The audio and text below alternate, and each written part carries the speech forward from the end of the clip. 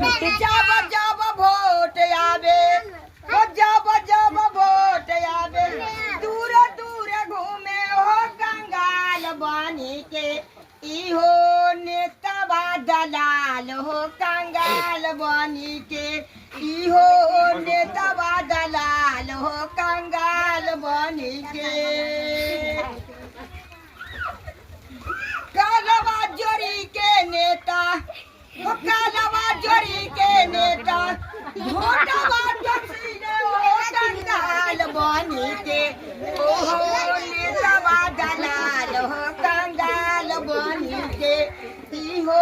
नेता दलाल हो जीती के त जाए नेता अपना जे घरवा हो जीती के त जाए नेता अपना जे घरवा पवनी के बाद नेता पवनी के बाद नेता कोई को न सुने हो कंगाल बनी के इहो नेता दलाल हो कंगाल बनी तो हमनी के क्या कंगाल करते जो सब अपने कंगाल हो।